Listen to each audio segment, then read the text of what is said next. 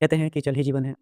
आइए देखते हैं अपने न्यूज़ को जिसमें यह बताया गया है कि अगर global temperature rise 2.7 degree Celsius तक अगर पहुँच जाता है, तो जो ग्लेशियर है आज के रिस्पेक्ट में मात्र 24% बचेगा।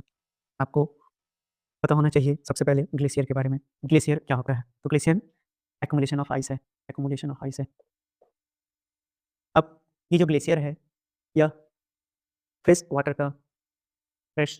वाटर पूरी धरती पर का 70% है। वहीं अगर ये एरिया जो कवर कर रहा है वो टोटल 10% है पूरे पृथ्वी का, पूरे अर्थ का, ये 10% एरिया को कवर करता है। आपको बता दें कि रिपोर्ट में चौंकाने वाली बातें आई हैं, जो आपको सोचना और समझना चाहिए और सरकार के साथ-साथ हम लोगों को भी इनिशिएटिव लेना चाहिए। आइए रिपोर्ट की कुछ प्रमुख बातों पर ध्यान देते हैं। रिपोर्ट में पहला बात यह कहा गया कि आज भी अगर टेम्परेचर राइज़ होना बंद हो जाए, यानी आज के ग्लोबल टेम्परेचर से भी करें, तो 39% का लॉस होगा ग्लेशियर में, 39% का लॉस होगा। और यह आंकड़ा 2020 के ग्लेशियर के लेवल के हिसाब से होगा। यानी जितना 2020 में ग्लेशियर था, उसका 39% लॉस हो जाएगा अगर आज से अगर हम देखें कि ग्लोबल टेम्परेचर राइज़ होना बंद हो जाए, जो कि पॉसिबल नहीं है।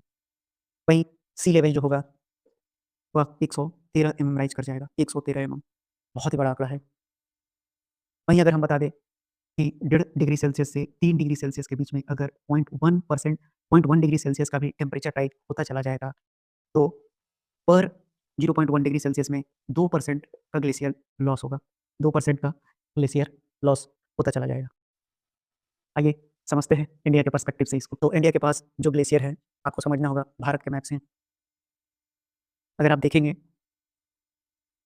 अगर आप देखेंगे तो भारत के लिए जो ग्लेशियर सबसे ज़्यादा इम्पोर्टेंट है, उसका नाम है हिंदू कुश हिमालयन, जो कि टोटल 8 कंट्रीज़ से गुजरता है। और वहीं यहाँ पर 10 इम्पोर्टेंट रिवर सोर्स हैं। आप इससे अंदाज़ा लगा लीजिए 8 कंट्रीज़ और 10 इम्पोर्टेंट रिवर्स। वहीं अगर मैं बताऊँ तो इससे इम्पैक्ट जो पॉपुलेशन पे पड़ेगा वो होगा 240 मिलियन पॉपुलेशन। मैं बताया 240 मिलियन पॉपुलेशन। इससे होने वाले इम्पैक्ट टोटल 240 मिलियन लोग इम्पैक्ट होंगे। पर्सपेक्टिव को देखा यहाँ पर। अब आइए समझते हैं कि क्या कोई ग्लोबल इनिशिएटिव लिया गया या नहीं लिया गया। इतने सारे इनिशिएटिव लेने के बावजूद भी क्या आपका ग्लोबल टेम्परेचर राइज़ रुका क्या? बिल्कुल नहीं रुक रहा है। तो यानी कुछ न कुछ बदलाव करने की तो ज़रूरत है पूरे वर्ल्ड में।